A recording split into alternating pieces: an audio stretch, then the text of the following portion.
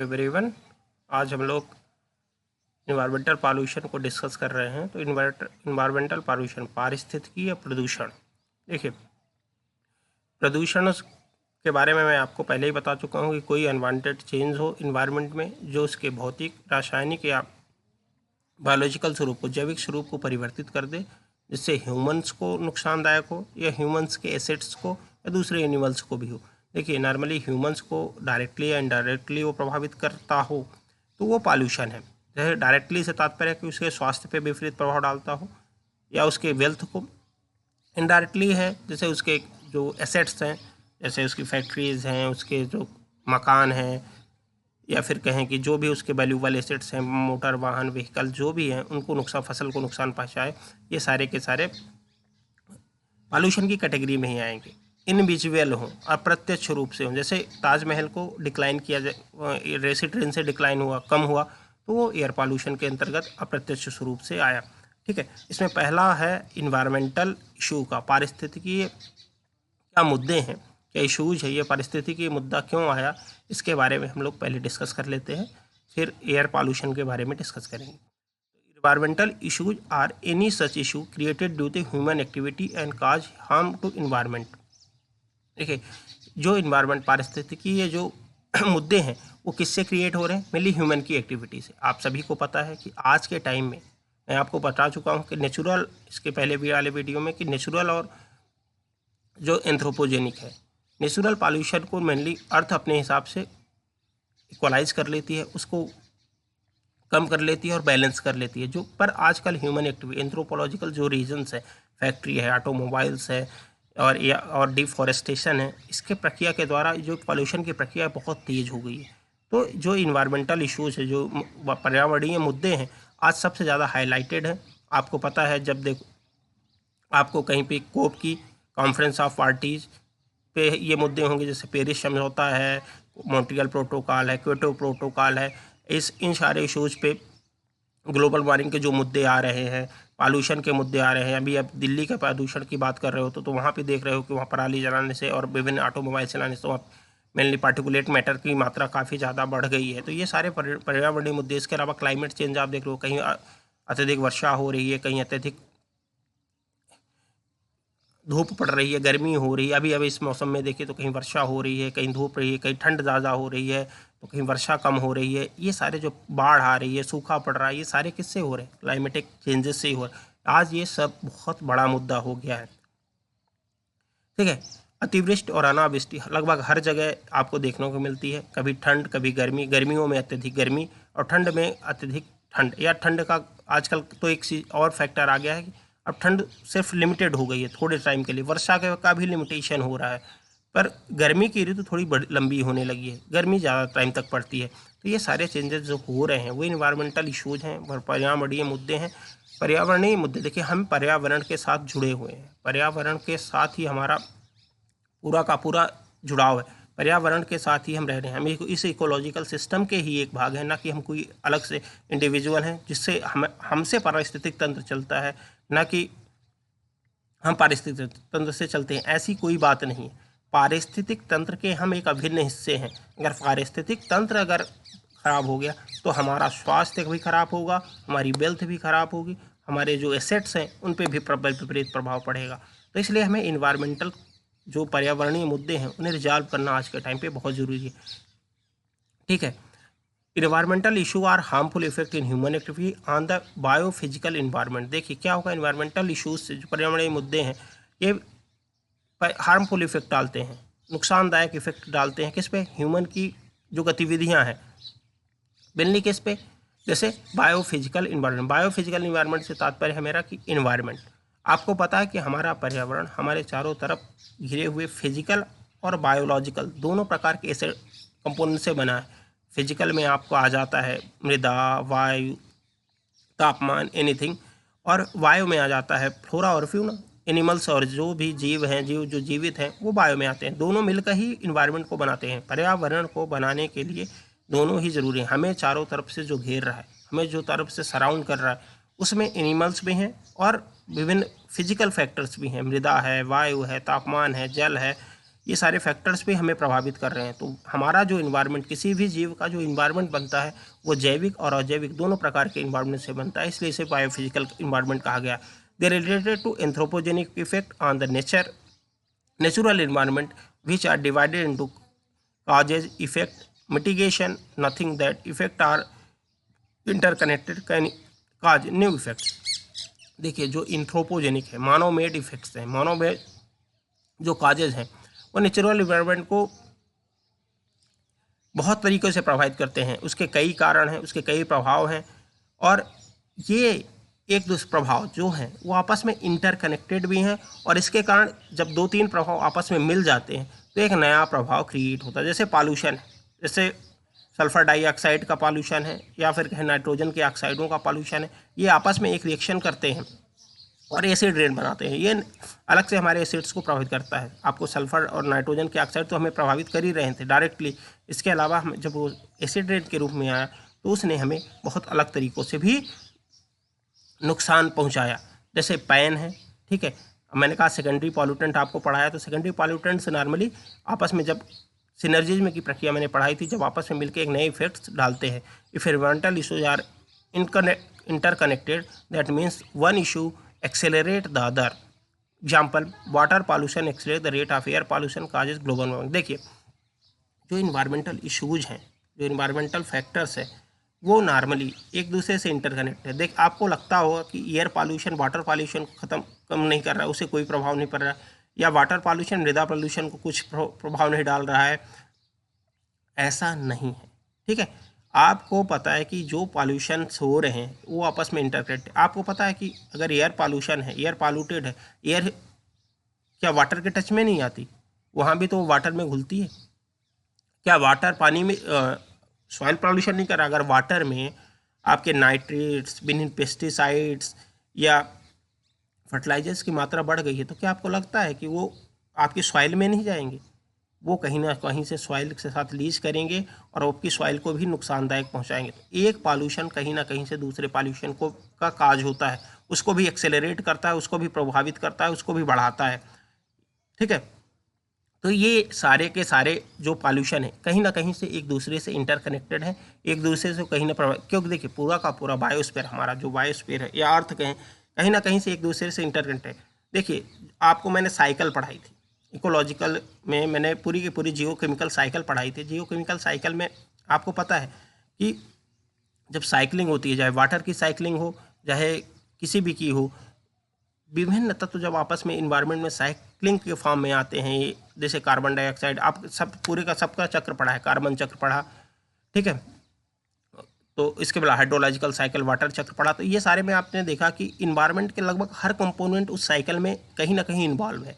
अगर वो कहीं ना कहीं इन्वॉल्व है तो चाहे एयर पॉल्यूशन हो, चाहे वाटर पॉल्यूशन, मृदा पॉल्यूशन हो, कहीं ना कहीं से वो इन्वायरमेंट किसी न किसी भाग को वो प्रभावित करेगा ही, ठीक है। तो इन सब का जो पॉल्यूशन है, एयर पॉल्यूशन आपको पता है, एयर पॉल्यूशन ही मेजर रोल अदा करता है ग्लोबल वार्मिंग में, ठीक है। ग्लोबल वार्मिंग से ताप है, ठीक है। ग्लोबल वार्मिंग यहाँ शब्द आया। ग्लोबल वार्मिंग सबको पता होगा, भूतापीय तापन। नॉर्मली आप कहेंगे कि जैसे भूमि का गर्म होना, ग्लोबल वार्मिंग एक नेचुरल प्रोसेस है। आपको सबको पता है कि अगर हमारे यहाँ कार्बन डाइऑक्साइड या नॉर्मली जो धरती गर्म है उसके लिए विभिन्न गैसें, ग्रीन हाउस गैसें ही जिम्मेदार होती हैं, ठीक है। लेकिन जब ये ग्रीन हाउस गैस ये इफेक्ट है, जब ये इंक्रीज कर जाता है, अपने एक लेवल से एक्सीड कर जाता है, तब उसे हम ग्लोबल वार्मिंग कहते हैं, ठीक है। नॉर्मली क्या होता है कि हमारी अर्थ को से क्या है, रेडिएशंस निकलते हैं। जैसे आप सबसे पहले से समझिए कि सूर्य से किरणें आई, सूर्य की किरणों के हमारी अर्थ ने एब्जॉर्ब किया। जब आपको पता है जब कोई चीज़ किसी ऑब्जॉर्व करती है तो वो हाई रेडिएशंस होते हैं, लेकिन जब वो उसे रिलीज़ करती है तो लो रेडिएशंस के फॉर्म में रिलीज़ करती है। तो जो इंफ्रारेड रेडिएशंस आए, लाइट रे के फॉर्म में इंफ्रारेड में निकले, उन्हें नॉर्मली गैसेस एब्जॉर्व कर लेती है। हमारे इन्वायरमेंट की उन्हें वापस नहीं जाने देती, वो वापस पुनः स्पेस में नहीं जाने देती, हमारी इन्वायरमेंट में ही दोबारा उन्हें अवशोषित कर लिया जाता है। इस प्रकार हमारा वातावरण गर्म रहता है। एक नॉर्मल वातावरण जो हमारा है गर्म रहे। अगर आपको हमारे यहाँ ग्रीन हाउस इफेक्ट नहीं होता तो हमारे यहाँ का पृथ्वी का भी टेम्परेचर माइनस में होता। ठीक है, जो हमारा नॉर्मल टेम्परेचर आज बना हुआ है वो इस ग्रीन हाउस इफेक्ट के ही कारण है। लेकिन आजकल इन ग्रीन हाउस गैसों से, जो ग्रीन हाउस गैस के लिए जैसे कार्बन डाइऑक्साइड है, मीथेन है, नाइट्रोजन ऑक्साइड है, फ्लोरोकार्बन जैसे कुछ इफेक्ट्स हैं जो ग्रीन हाउस प्रभाव के लिए जिम्मेदार गैसें हैं, इनका रिलीज या इनकी मात्रा हमारे वातावरण में बहुत तेज़ी से बढ़ती जा रही है। हमारे वातावरण में बहुत तेज़ी से बढ़ने के कारण क्या हुआ, ग्लोबल वार्मिंग का इफेक्ट आया। जो ग्रीन हाउस का इनहेंस इफेक्ट है, बढ़ा हुआ इफेक्ट है, वही ग्लोबल वार्मिंग के फॉर्म में एक्सप्रेस होता है। ए variety of environmental problem now effect our entire world. आपको पता है कि बहुत सारी ऐसी पर्यावरणीय इशू हैं, मुद्दे हैं जो हमारे पूरे वातावरण को या पूरे वर्ल्ड को, पूरे संसार को प्रभावित कर रहे हैं। एज ए ग्लोबलाइजेशन कंटिन्यू, जैसे जैसे ग्लोबलाइजेशन की प्रक्रिया बढ़ रही है, earth natural process transform local problems into the international issue. Few society are being left untouched by major environmental problem. देखिए, जैसे जैसे ग्लोबलाइजेशन से की प्रक्रिया है कि पूरा का पूरा ग्लोब एक गांव की तरह हो जाए, एक घर की तरह हो जाए।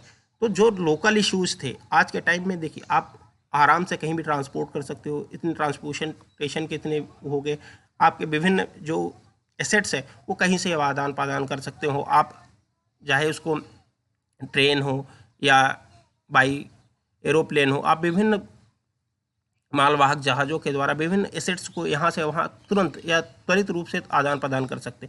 जो प्रोसेस किसी एक लोकल एरिया की होती थी, आज ग्लोबलाइजेशन या विभिन्न इशूज़ के कारण ये क्या हुआ, ये अब पूरे संसार की प्रक्रिया हुई। अब आज के टाइम में कुछ ऐसी ही सोसाइटी बची हैं, कुछ थोड़े बहुत समाज बचे हैं जो आज ये इन्वायरमेंटल प्रॉब्लम को फेस नहीं कर रहे हैं, जो मेनली नेचुरल है, जो पहली कंडीशन में रह रहे हैं। नहीं तो आजकल लगभग हर कोई, हर व्यक्ति, हर सोसाइटी, हर सिटी, हर गांव ये विभिन्न प्रकार के इन्वायरमेंटल प्रॉब्लम्स को फेस कर रहा है। Some of the major problems affected the world are acid rain. ठीक है, अम्ल वर्षा, आपको पता है अम्ल वर्षा के बारे में बताया मैं। सल्फर डाइऑक्साइड और नाइट्रोजन के विभिन्न ऑक्साइड आपस में क्रिया करके एसिड रेन बनाते हैं।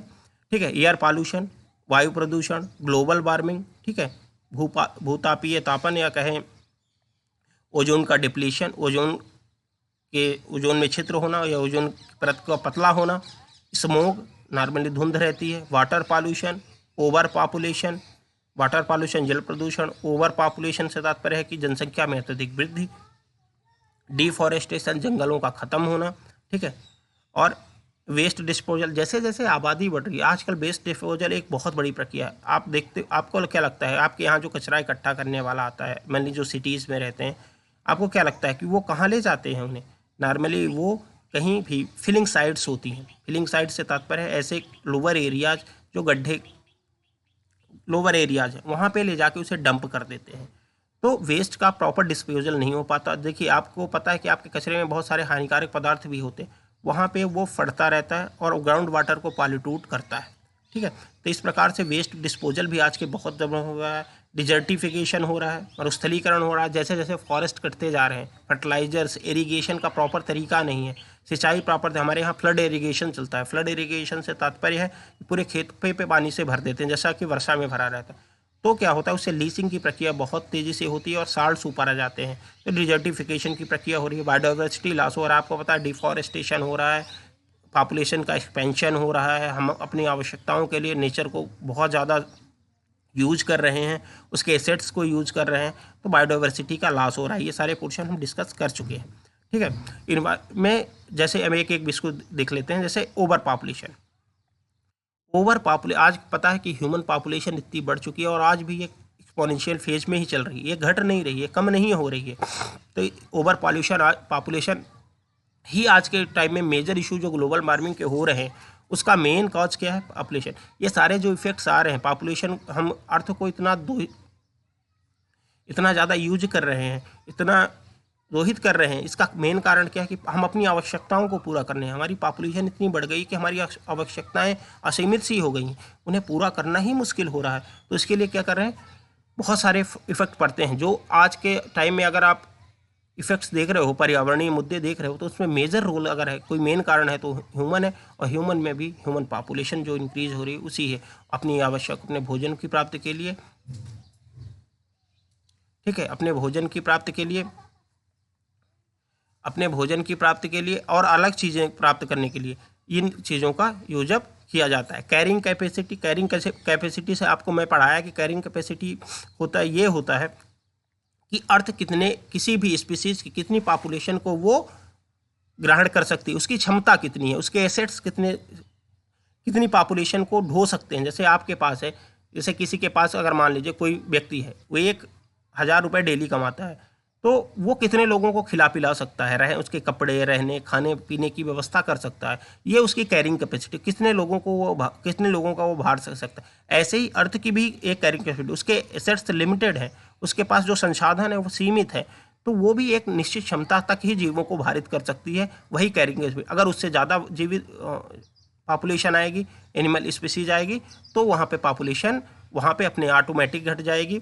अगर आपको मैं पहले ही पढ़ाया कि अगर 10 लोगों का भोजन अवेलेबल है कहीं और वहाँ डेली 10 लोगों का भोजन आता है, तो जिससे वो जीवित रह सकते हैं, तो अगर वहाँ 11, 12, 15 लोग आ जाएंगे तो उसमें से बाकी जीवित नहीं रह पाएंगे। जो कमज़ोर हैं वो उसमें से ख़त्म हो जाएंगे और उनकी संख्या हमेशा 10 पे ही सीमित रहेगी। यही है कैरिंग कैपेसिटी।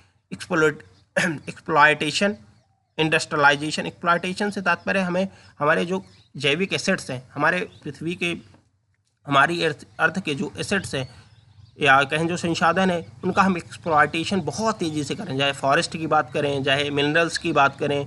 आप पता है आपको हर जगह आयरन फैक्ट्रीज लगी हैं, कोयले की फैक्ट्रीज वो कोयले की खदानें हैं, आयरन इंडस्ट्रीज है। ये सब एक्सप्लॉयटेशन ही तो हो रहा है, मिनरल्स का हो रहा है। आप देखिए कहीं भी रेत खनन हो रहा है, कहीं भी सैंड हो रही है, कहीं मिट्टी खुदाई हो रही है, सारे एक्सप्लॉयटेशन। तो ये अर्थ के विभिन्न एसेट्स का हम यूज अप कर रहे हैं इनप्रॉपर वे में, इनप्रॉपर ना कि प्रॉपर वे में। ठीक है। इंडस्ट्रियलाइजेशन किसके कारण हो रहा है? इंडस्ट्रियलाइजेशन की जो प्रक्रिया है, जो आज इतनी तेज़ी से मुद्दे हो रहे हैं, इंडस्ट्रियलाइजेशन हो रहा है, औद्योगिकरण की जो प्रक्रिया, वो हमारी ज़रूरतों को पूरा करने के लिए, जो पॉपुलेशन बढ़ी है उसकी ज़रूरतों को पूरा करने के लिए तो हो रही। अगर पॉपुलेशन लिमिटेड हो जाए, पॉपुलेशन स्थायी हो जाए, तो आपको क्या लगता है कि हमारे लिए और इंडस्ट्रीज़ की ज़रूरत होगी? आपको पता है कि एक कपड़े के, अगर 100 लोगों के लिए एक कपड़े की फैक्ट्री कपड़ा बनाती है, तो अगर पॉपुलेशन 100 पे ही स्थिर है, तो हमें एक नई फैक्ट्री लगाने की क्या आवश्यकता पड़ेगी? अगर अब 100 से 200 लोग हो गए हैं, तो एक फैक्ट्री और लगाने की आवश्यकता पड़ेगी। तो इंडस्ट्रियलाइजेशन की जो प्रक्रिया है, उसके लिए भी हमारी ओवर पॉपुलेशन ही उसको काज के। लैंड डिग्रेडेशन, लैंड का जो है, जो भूमि है, उसका डिग्रेडेशन कर रहे हैं हम। जो आपको पता है, पर्वतों, जो छोटे छोटे पहाड़ हैं, पर्वत है, उनको हम नॉर्मली वहाँ के जो सैंड हैं, जो एसेट्स हैं, जो खनिज हैं, उनको हम वहाँ कर रहे हैं। मिट्टी का आप मिट्टी है, उसको नॉर्मली आप देखते हो कि जो खेत है उससे मिट्टी खुदाई करके उसके लिए ईंट बना रहे हैं, या उससे कोई और चीज़ें बना रहे हैं। वहाँ की भूमि को आप उसको लैंड यूज कर रहे हो, उस लैंड का आप उसमें घर बना रहे हो, उसका विभिन्न तरीके से डिग्रेडेशन कर रहे हो। ठीक है। और डिग्रेडेशन का एक और रीज़न है, अगर आप फॉरेस्ट का डिफॉरेस्टेशन हो रहा है, फॉरेस्ट का लॉस हो रहा है, तो वहाँ पे नॉर्मली मृदा अपरदन होता ही है, सॉइल एरोजन होता है, तो उससे सॉइल लैंड का डिग्रेडेशन होता है। फिर रिक्लेमेशन, लैंड रिक्लेमेशन का मतलब है उसका लैंड का नॉर्मली क्या होगा, नुकसान ही हो रहा है, उससे कोई तात्पर्य नहीं है कि ऐसा नहीं है। अर्बनाइजेशन, वेस्टेज, वाटर का कन्फ्लिक्ट हो रहा है। आपको पता है आजकल आप देखते रहेंगे, जहाँ देखिए विभिन्न कावेरी जल विवाद देखिए, या फिर नर्मदा पे देखिए, हर जगह कहीं ना कहीं एक दूसरे राज्यों में वाटर कन्फ्लिक्ट हो। आप सबसे अपने एग्जाम्पल आप देख सकते हैं आपके मोहल्ले में ही। पानी के लिए जो शहरों में रहते हैं, नॉर्मली जो मोहल्ले में जल आता है, तो नॉर्मली उसमें ही लड़ाई हो जाती है आपस में कि हम जल भरेंगे, हम जल भरेंगे, हमारा पहले नंबर था। ये सारे वाटर कॉन्फ्लिक्ट क्या पहले थे? पहले इतने ज़्यादा रिसोर्सेज थे कि आपको दिक्कतें ही नहीं होती थी। वाटर की स्कैरसिटी है, पानी की कमी हो गई है। पॉल्यूशन, चाहे एयर पॉल्यूशन, वाटर पॉल्यूशन, विभिन्न उन पॉल्यूशन के कारण जो बायोडाइवर्सिटी का इम्बैलेंस हो रहा है, तो विभिन्न डिजीजेज भी आ रही हैं, ओवर ड्राफ्टिंग हो रही है। तो ये सारे प्रक्रियाएं कंटिन्यूसली हो रही हैं। हाइड्रोलॉजिकल इशू में पानी के जो इश्यूज आ रहे हैं, जो reservoir, environmental impact on reservoirs. देखिए हमारे जो हम परिवर्तन कर रहे हैं किस पे, हाइड्रोलॉजिकल जो वेरिएशन, हाइड्रोलॉजिकल जो हमारे रिसोर्सेज थे उनको हम किस पर, जैसे रिजर्वायर का हम फ्रेगमेंटेशन कर रहे हैं, इससे रिवर इकोसिस्टम बहुत बड़ी। जैसे आप लेके यहाँ पे अगर नदी पे कोई नदी है, ठीक है, नदी पे अगर आप बना देते हैं या बांध बना देते हैं या उससे नहर निकाल देते हैं, तो जो उसका रेगुलर फ्लो था, जो उसकी बायोडाइवर्सिटी उसमें थी उसका नॉर्मली आप विनाश कर रहे हैं। आप देखिए, आप जाएंगे बाण सागर को देखिए, सोन नदी उसके बाद लगभग सूख सी गई है। तो ये सारे के सारे लॉसेस आपको हो रहे हैं। हम इसमें जो ह्यूमन एंथ्रोपोजेनिक फैक्टर्स हैं, मैन ही इनका काज है। ह्यूमन अपने लाभ के लिए इन सारे परिवर्तनों को कर रहा है। बाढ़ सागर में बिजली और बिजली और सिंचाई के लिए पानी इकट्ठा किया जा रहा है कि जब वर्षा नहीं होगी तो उसमें इकट्ठा होगा, ये सारे चीज़ें होंगी। और जो ये बांध होते हैं एक और फैक्टर काज करते हैं, कहते हैं कि कहीं कहीं भूकंप के लिए भी जिम्मेदार होते हैं, क्योंकि अर्थ के ऊपर बहुत सारा पानी एक जगह इकट्ठा हो जाता है तो प्रेशर क्रिएट करता है। रिवर लाइन जो होती है और कोस्टल रीजन, वहाँ पे पूरे के पूरे परिवर्तन हो जाते हैं। रिवर मतलब जो आप देखिए सोन नदी आप आगे देखिएगा, उसके किनारे जो पूरा क्लाइमेटिक कंडीशंस है, जो क्लाइमेट का है, जो बायोडाइवर्सिटी, उसका लॉस होगा क्योंकि नदी में प्रॉपर तरीके में पानी नहीं आएगा। चेंज इन वाटर टेम्परेचर, अगर पानी का फ्लो कम होगा, अगर पानी हल्का होगा, ठीक है, ज़्यादा गहरा नहीं होगा, तो उसका टेम्परेचर बहुत जल्दी बढ़ जाएगा। अगर पानी नदी गहरी है, पानी है तो नॉर्मली उसके सरफेस का ही होगा। अगर पानी छोटा है, थितला है, तो नॉर्मली आप देखेंगे छिछला पानी है तो आराम से बहुत जल्दी गर्म हो जाता है। रिजर्वायर सेडिमेंटेशन, टाइल ड्रेनेज, देखिए जो रिजर्वायर होते हैं तो उसमें सेडिमेंटेशन की प्रक्रिया होती रहती है। नॉर्मली नदी से पानी आएगा और वहाँ पे जम जाएगा। तो नॉर्मली जो मृदा, पहले क्या होता था, नदी विभिन्न प्रकार के मृदाओं को ले आती थी। जैसे आप गंगा प्लेन देखिए, यमुना प्लेन देखिए, विभिन्न प्लेन्स देखिएगा, वहाँ उन्हीं नदियों द्वारा लाई गई हुई मिट्टी ही है। पर आप उसे जब देखते हो तो आपको लगता है कि ये वहीं पे, अब नदी का फ्लो प्रॉपर वे में नहीं हो रहा है, तो वो सारे सेडिमेंट्स उसी बांध में इकट्ठे हो जाएंगे। इससे फ्लडिंग होगी, बाढ़ आएगी।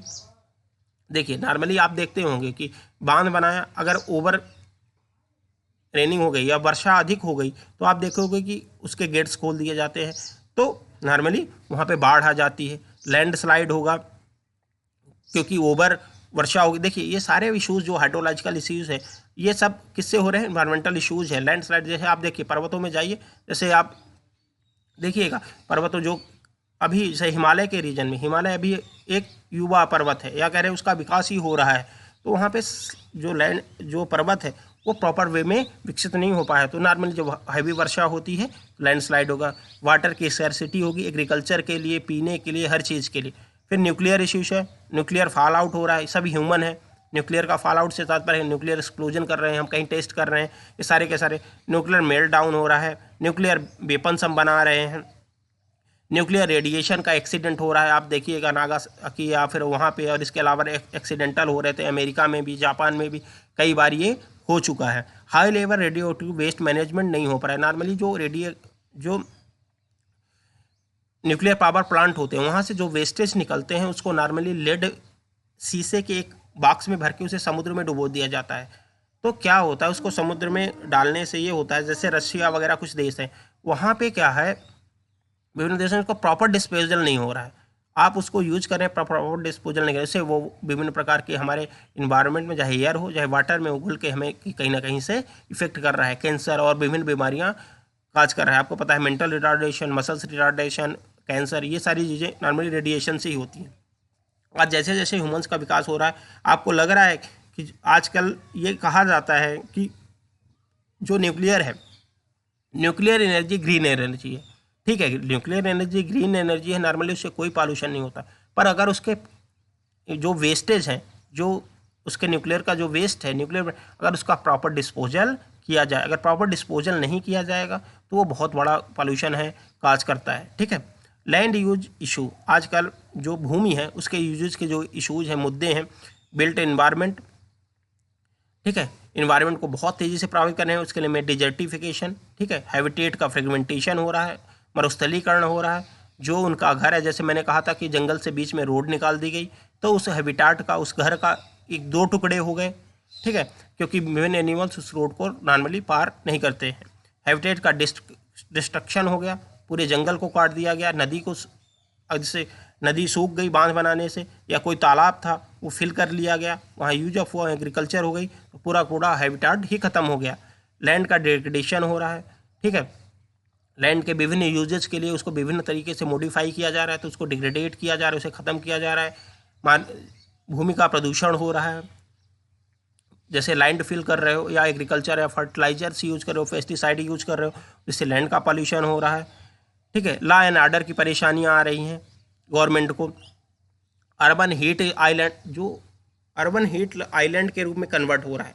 अर्बन हीट आइलैंड से तात्पर्य है कि जो शहरी इलाके हैं वो हीट बाउल की तरह हो गए हैं, आइलैंड है। देखिए नॉर्मली जो वहाँ जंगल था, एक फॉरेस्ट था, वो कंक्रीट जंगल में कन्वर्ट हो गया। कंक्रीट का आप पूरे शहर में देखिएगा, रोड कंक्रीट की, घर कंक्रीट के, तो वो जो आपको पता है नॉर्मली जो फॉरेस्ट होता था पहले वो हीट को ऑब्जॉर्ब कर लेता था। अब नॉर्मली वो एरिया जो कंक्रीट से बना हुआ है वो हीट को एब्जॉर्ब नहीं करता, बहुत तेज़ी से एब्जॉर्ब, वहाँ पे हीट का रेडिएशन होगा। तो नॉर्मली क्या होता है, जो एरिया है वो पूरा का पूरा गर्म बना रहता है। देख तो वहाँ पे वाटर का डिस्चार्ज नहीं हो पाता, कोई ग्रीनरी नहीं है।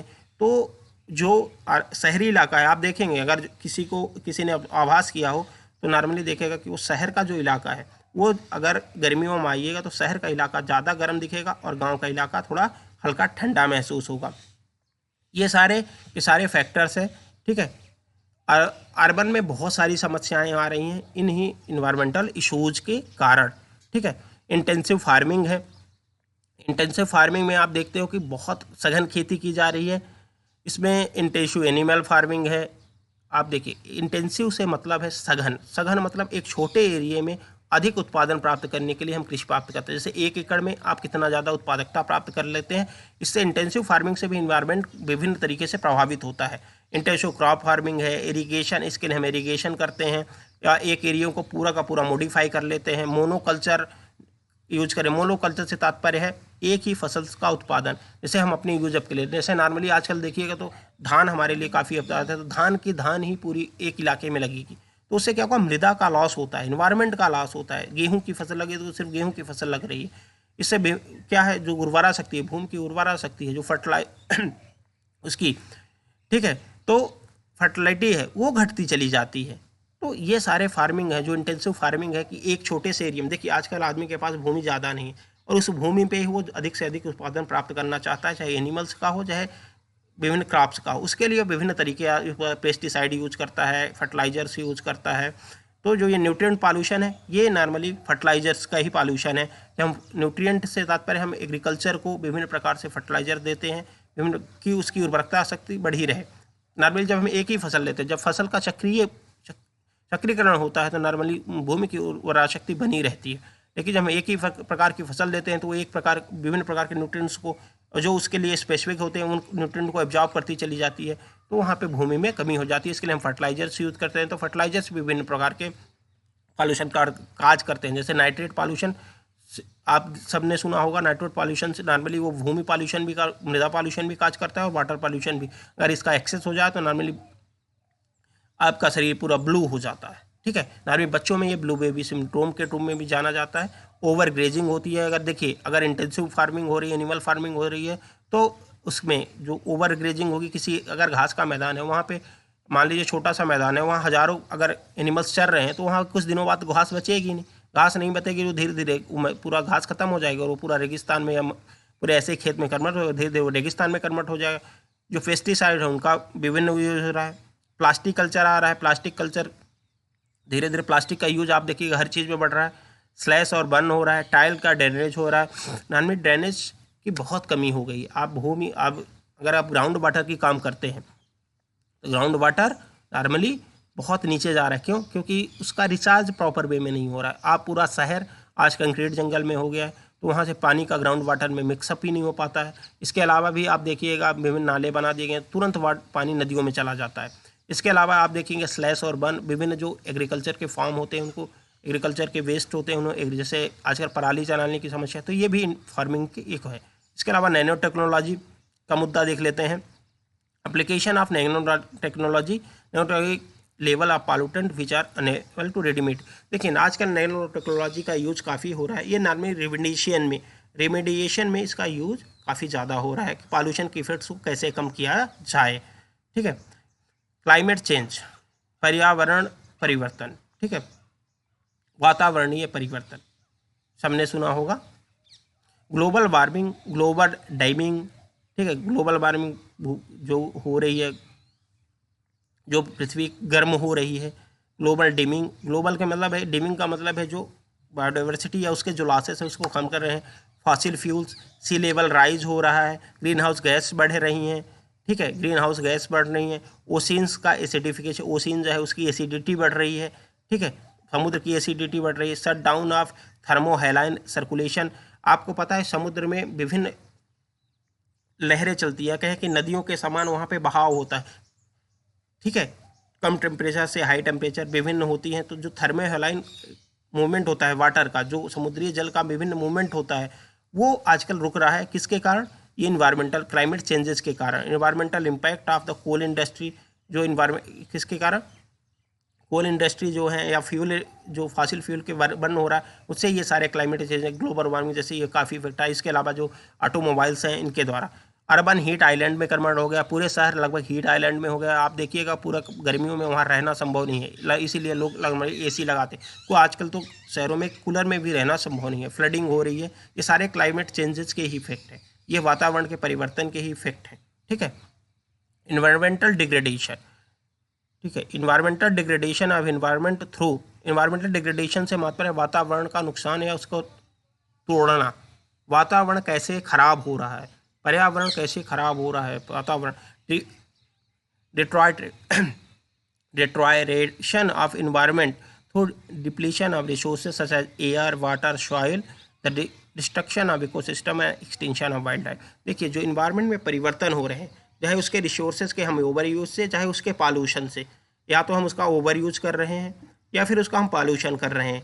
तो चाहे वो एयर हो, वाटर हो, सॉइल हो, इससे इकोसिस्टम प्रभावित हो रहा है। वाइल्ड लाइफ पूरी की पूरी तरह बायोडाइवर्सिटी का लॉस हो रहा है, वाइल्ड लाइफ का एक्सटिंक्शन हो रहा है, विभिन्न वाइल्ड लाइफ जंगली जीवों का विनाश हो रहा है। Environmental degradation is one of the 10 threats officially cautioned by the high level panel on threat challenges and changes in यून। देखिए जो इन्वायरमेंटल डिग्रेडेशन है दुनिया के 10 सबसे बड़े मेजर इश्यूज़ में से है, काजेस में से है। जैसे और बहुत सारे इश्यूज़ होते हैं, जैसे है कोई युद्ध चल रहा है, ईरान, ईरान, इराक, सीरिया जैसे बहुत सारे मुद्दे हैं। इसके अलावा जो उनमें से जो युद्ध वाली कंडीशंस है, इसके अलावा जैसे आजकल कोरोना एक बहुत बड़ा मुद्दा है। उसमें ऐसे मुद्दों में अगर आप देखेंगे, महामारी एक मुद्दा है, युद्ध एक मुद्दा है, आतंकवाद एक मुद्दा है। तो ऐसे मुद्दों में से 10 ऐसे मुद्दों में से एक कौन है? Environmental degradation. ये इसे यूनाइटेड नेशन, संयुक्त राष्ट्र संघ भी मानता है और इसके चैलेंजेस को, थ्रेट्स को, इसकी मुश्किलों को समझता है। It means effect are invasive species, habitat destruction, biodiversity loss, species extension. इसके मेन जो इफेक्ट है इन्वायरमेंटल डिग्रेडेशन के, उसमें किस में रूप में दिखाई रहे हैं? एक तो पॉल्यूशन के रूप में दिखाई दे रहे हैं। उसके बाद इन्वेसिव स्पीसीज। इन्वेसिव स्पीसीज का तात्पर्य है कि किसी स्पीसीज का जो उस नेटिव प्लेस से किसी और प्लेस में उसका ड्यूरेशन, जहाँ उसके नेचुरल प्रेडेटर या जो उसके नेचुरल जो प्रेडेटर हैं वो नहीं है। जैसे मैंने कहा था गाजर घास और इन प्रकार के बहुत सारे, जैसे ऑस्ट्रेलिया में रैबिट का प्रवेश, ये इन्वेसिव स्पीसीज है। वहाँ पे ये इसकी स्पीसीज बहुत पड़ जाती है और वहाँ के इन्वायरमेंट को ये डिग्रेड करते हैं। हैबिटेट डिस्ट्रक्शन हो रहा है, जो उनके घर हैं, जंगलों का विनाश हो रहा है, नदियों का विनाश हो रहा है। बायोडाइवर्सिटी का इसके कारण लॉस हो रहा है, जो बायोडाइवर्सिटी है, जैव विविधता है, उसकी कमी हो रही है। स्पीसीज का, विभिन्न स्पीसीज का विलुप्तीकरण हो रहा है। ये सारे इफेक्ट्स इन्वायरमेंटल डिग्रेडेशन के हैं, ठीक है। फिर इसके बाद आता है इन्वायरमेंटल हेल्थ, ठीक है। इन्वायरमेंटल हेल्थ में एयर क्वालिटी क्या है, हमारे जो इन्वायरमेंटल के इशूज़ हैं वो किस पे आ रहे हैं? इन्वायरमेंटल हेल्थ, हमारे हेल्थ पे क्या क्या प्रभाव पड़ते हैं इन्वायरमेंटल इशूज़ के या पॉल्यूशन के? एयर क्वालिटी ख़राब हो रही है, ठीक है, हवा की क्वालिटी ख़राब हो रही है। नॉर्मली आप देखेंगे PM 2.5 PM 10 की मात्रा हमेशा बढ़ी रहती है, ठीक है। अस्थमा हो रहा है। बर्थ डिफेक्ट हैं, जब बच्चा पैदा होता है उसमें देखेंगे आपके बहुत सारे डिफेक्ट्स आते हैं। कभी क्लिफ्टेड लिप होंगे या कोई और बीमारी होगी, कभी आँख खराब, कभी नाक खराब, ये सारे इफेक्ट्स आते हैं। डेवलपमेंटल डिसेबिलिटी आ रही है, विकासीय डिफेक्ट, किसी के देखिएगा विकास हो रहा है, प्रॉपर वे में नहीं हो पा रहा है। ये सारे विषय डेवलपमेंट के भी इशू होते हैं। जेनेटिकल इशू तो हैं, जेनेटिकल इशू होते हैं, लेकिन उसका मैंने कहा था आपको कि जेनेटिक्स के साथ इन्वायरमेंट भी जुड़ा है। सारे प्रभाव जेनेटिक्स के इन्वायरमेंट के कॉन्ट्रैक्ट के साथ ही आते हैं। इन्वायरमेंट और जेनेटिक्स आपस में मिलकर ही अपने प्रभाव को लाए। एंडोक्राइन डिस्ट्रप्शन हो रहा है, आप देखिएगा आजकल थायराइड के प्रॉब्लम्स बहुत ज़्यादा लोगों को देखते हैं, मिलते हैं। तो ये सारे प्रभाव किसके हैं? नॉर्मली एनवायरमेंटल के हैं, हमारे खान पान के, हमारी दिनचर्या के, हमारे वातावरण में परिवर्तन के। Environmental impact on coal industry, कोयले की इंडस्ट्री पे इन जो प्रभाव पड़ रहे हैं, इन्वायरमेंटल इम्पैक्ट, नैनो टेक्नोलॉजी, ये सारे के सारे प्रभाव पड़ रहे हैं किसके कारण? पर्यावरणीय मुद्दों के कारण हमारे हेल्थ पे। इलेक्ट्रोमैग्नेटिक रेडिएशंस निकल रही हैं, आपको पता है हर जगह रेडिएशंस यूज़ हो रहे हैं, चाहे मोबाइल्स हो, चाहे टावर्स हो, चाहे जिसके लिए हो। लेड की पॉइजनिंग हो रही है, ल्यूकेमिया, ब्लड कैंसर हो रहा है।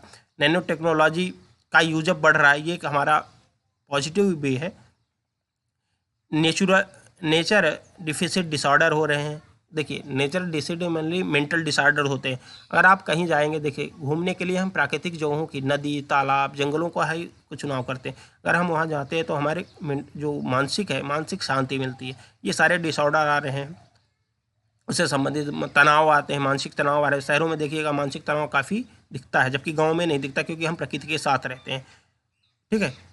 वन हेल्थ सिक बिल्डिंग सिंड्रोम, जैसे लोग अकेले बिल्डिंग में रहते हैं तो उनमें नॉर्मली मानसिक बीमारी आती है, या अलग से अलग थलग जीवन जीने की प्रकृति आ जाती है। आजकल देखिएगा सुसाइडल सिंड्रोम टाइप का हो गया है, लोग अकेले रहते हैं और मानसिक रूप से बीमार हो जाते हैं। सुसाइड कर environment and hydraulic fracturing, hydraulic, ठीक है। आप विभिन्न प्रकार के इन्वायरमेंटल इम्पैक्ट में देखें तो हाइड्रोलिक जो फ्रैक्चरिंग है वो भी प्रभावित हो रही है। पॉल्यूशन की बात करेंगे तो पॉल्यूशन मैं आपको पढ़ाऊंगा, it introduction of contaminant into the environment that causes adverse changes. ये सब कुछ मैं आपको पढ़ा चुका हूँ। ठीक है। इट इज़ कोई भी कंटेंट चाहे उसके भौतिक स्वरूप, रासायनिक स्वरूप या उसके बायोलॉजिकल स्वरूप को परिवर्तित करता है, वही पॉल्यूशन है। कंटेमिनेंट्स का या किसी खराब पदार्थ का या अनडिजायरेबल सब्सटेंस का मिल जाना ही पॉल्यूशन है इन्वायरमेंट में, चाहे उसके किसी कंपोनेंट में, एयर, वाटर या सॉइल में, किसी में भी हो। Take place in the form of chemical substance like or energy such as noise, heat, air. ये दूसरे फॉर्म में भी हो सकता है, केमिकल सब्सटेंसेस के रूप में हो सकता है, एनर्जी के रूप में जैसे तापीय प्रदूषण है, नॉइस के रूप में हो सकता है, हीट के फॉर्म में हो सकता है, लाइट भी पॉल्यूशन करती है। आजकल लाइट पॉल्यूशन का रूप में भी देखी जा रही है, इसको हम पढ़ेंगे आगे। लाइट पॉल्यूशन मेनली जब रात में इतना ज़्यादा लाइट जलती है आजकल नॉर्मल शहरों में, गाँवों में देखिए तो क्या है, वहाँ का नेचुरल क्लाइमेट है, जो जीवों के उनकी पूरी दिनचर्या खराब हो गई है, क्योंकि वो रात में सोते हैं पर आजकल उनको लाइट मिलती है तो उनकी दिनचर्या पूरी की पूरी खराब हो गई है। इसके लिए pollutants, the components of pollution can be either be foreign substances, energies, natural occurring contaminants. नानी पॉल्यूटेंट्स जो होते हैं वो कंपोनेंट्स है, ऐसे कंपोनेंट्स जो पॉल्यूशन काज करते हैं।